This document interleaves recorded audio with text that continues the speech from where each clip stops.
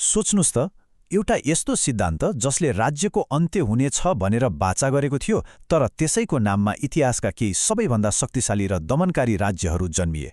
मार्क्सको परिकल्पनामा राज्य त बिस्तारै सुकेर हराएर जानुपर्ने थियो, तर साम्यवादका वास्तविक प्रयोगहरूले ठ्याक्कै उल्टो काम गरे। गोप्य प्रहरी, विशाल मन्त्रालयहरू र समाजमाथि पूर्ण नियन्त्रणको एउटा भीमकाय संरचना खडा गरे। ल, आज यसैको गहिराईमा डुबुल्की मारौँ। कस्तो अचम्मको भिन्नता छ होइन त? एकातिर राज्य नभएको एउटा आदर्श संसारको सपना देखाइएको थियो, तर यथार्थमा के भयो? नागरिकको जीवनको हरेक सानो ठूलो पक्षमा राज्यको पूर्ण नियन्त्रण कायम भयो। यही विरोधाभास नै आजको हाम्रो विश्लेषणको केन्द्र हो। आजको हाम्रो खोजी यही ऐतिहासिक पहेलीलाई सुल्झाउनु हो। कसरी एउटा यति सुन्दर सपना यस्तो डरलाग्दो यथार्थमा परिणत हुन पुग्यो? आउनुहोस् यसको जडसम्मै पुगौँ। यो कथा बुझ्नलाई हामीले 19औं शताब्दीमा फर्किनुपर्छ र मार्क्सले वास्तवमा के सोचेका थिए भनेर बुझ्नुपर्छ। आखिर उहाँको मूल योजना के थियो त? मार्क्सको विश्लेषणको मुटुमै थियो वर्ग सङ्घर्ष। उहाँको दृष्टिकोणमा इतिहास भनेको राजा महाराजाहरूको कथा मात्रै थिएन, बरु यो त दुई मुख्य आर्थिक वर्गहरू बीचको निरन्तर लडाईँ थियो। एकातिर उत्पादनका साधनहरूमा नियन्त्रण गर्ने मालिकहरू र अर्कोतिर आफ्नो श्रम बेचेर गुजारा गर्न बाध्य मजदुरहरू। अब यो पुँजीवादी शोषणको इन्जिन चाहिँ के हो त? मार्क्सका अनुसार त्यो हो अतिरिक्त मूल्य। यो त्यो नाफा हो जुन मालिकले मजदुरको श्रमबाट कमाउँछ, तर त्यसको उचित हिस्सा मजदुरलाई कहिल्यै दिँदैन। ल, एउटा एकदमै सजिलो उदाहरण हेरौँ है। कल्पना गर्नुहोस्, एक मजदुरले आफ्नो मेहनतले 200 रुपियाँ बराबरको एउटा कुर्सी बनाउँछ। उसले ज्यालाको रूपमा 80 रुपियाँ मात्रै पाउँछ। अब बाँकी रहेको 120 रुपियाँ जुन उसको श्रमले नै सृजना गरेको थियो, त्यो सिधै मालिकको खल्तीमा नाफा बनेर जान्छ। मार्क्सका अनुसार यही नै शोषणको जड हो। अब यो शब्द सुन्दा अलिकति डरलाग्दो सुनिन्छ होइन? अधिनायकत्व। तर मार्क्सको सन्दर्भमा यसको अर्थ कुनै एक तानाशाहको शासन थिएन, बरु यो एउटा सङ्क्रमणकालीन अवस्था थियो जहाँ बहुसङ्ख्यक मजदुरहरूले राजनैतिक शक्ति आफ्नो हातमा लिएर पुरानो शोषक प्रणालीलाई भत्काउने थिए। यसलाई एक किसिमको लोकतन्त्र नै मानिन्थ्यो, किनभने इतिहासमा पहिलो पटक बहुसङ्ख्यकले अल्पसङ्ख्यक अर्थात् मालिक वर्गमाथि शासन गर्दै थिए। यसको मोडल 1871 को पेरिस कम्युन थियो, जहाँ केही समयको लागि आम मानिसहरूले शासन चलाएका थिए। र अन्तिम वाचा, त्यो त झनै ठूलो थियो। मार्क्सका सहकर्मी फ्रेडरिक एङ्गेल्सले प्रश्न पारे अनुसार जब वर्गहरू नै रहँदैनन्, तब वर्ग शासनको औजारको रूपमा रहेको राज्यको कुनै कामै रहँदैन। यसलाई हिंसात्मक रूपमा समाप्त गरिरहनु पर्दैन। यो आफै अनावश्यक भएर पात झरेर सुकेको रुख जस्तै सुकेर जान्छ। ल, सिद्धान्तको कुरा त भयो। अब यथार्थको मैदानमा जाउँ। यी विचारहरूको पहिलो र सबैभन्दा ठूलो ऐतिहासिक परीक्षण रुसमा भयो, र भन्नुपर्दा यहाँबाटै कुराले अर्कै मोड लियो। यो समयरेखाले देखाउँछ कि कसरी राज्य सुक्नुको साटो झन्झन शक्तिशाली र भीमकाय बन्दै गयो। 1917 मा सत्ता कब्जा गरेपछि गृहयुद्ध जित्नका लागि अपनाइएका आपतकालीन उपायहरू, जस्तै वार कम्युनिजम अन्तर्गतको अर्थतन्त्रको केन्द्रीकरण, बिस्तारै स्थायी नियम बन्न पुगे। 1921 मा क्रोनस्टाट विद्रोह जस्ता घटनाहरूलाई निर्ममतापूर्वक दबाइयो र असहमति राख्ने आवाजलाई पूर्ण रूपमा बन्द गरियो।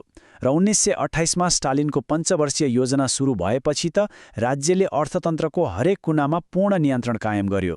वाचाको ठिक उल्टो भइरहेको थियो। तर यो कथा रुसमा मात्र सीमित थिएन। राज्य शक्तिको यो अनियन्त्रित विस्तार सोभियत सङ्घमा मात्रै नभएर विश्वव्यापी रूपमा एक साझा ढाँचा बन्न पुग्यो। यो ढाँचा विश्वभरि नै विभिन्न रूपमा दोहोरियो। चीनको ग्रेट लिप फरवर्डले लाखौंको ज्यान लिने अकाल निम्त्यायो।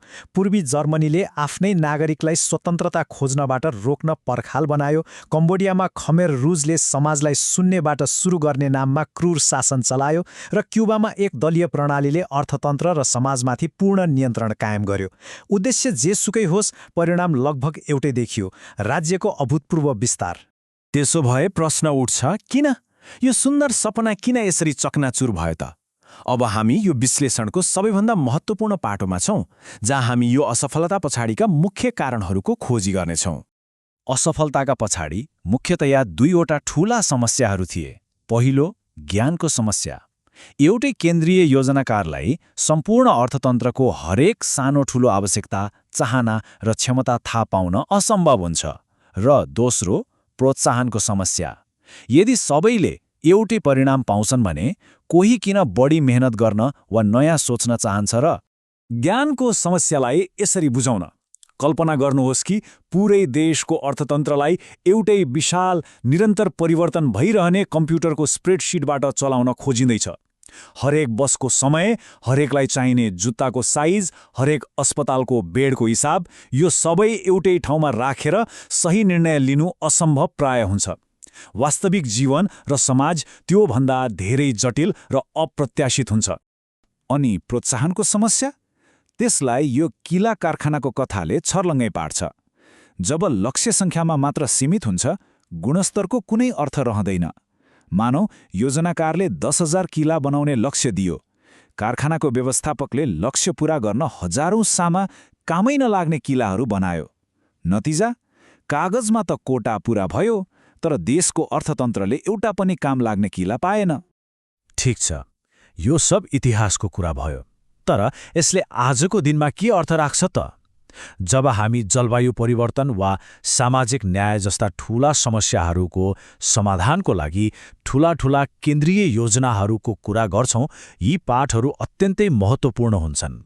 यहाँबाट 4वटा मुख्य निष्कर्षहरू निकाल्न सकिन्छ।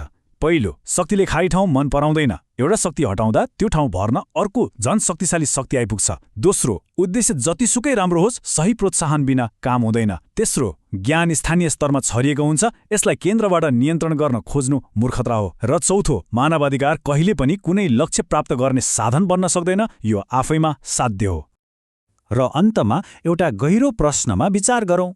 यदि समयसँगै राज्यको भूमिका घट्दै जाने समाज बनाउनु परेमा कुनै नयाँ अभिजात वर्गले सत्ता कब्जा गर्न नपाओस् भनेर पहिलो दिनदेखि नै कस्ता ठोस नियन्त्रण, प्रोत्साहन र सन्तुलनहरू निर्माण गर्नु पर्ला? किनकि आदर्श सपना र कठोर यथार्थबीचको खाडल यस्तै नियम, बानी र सम्झौताहरूले नै निर्धारण गर्ने रहेछ।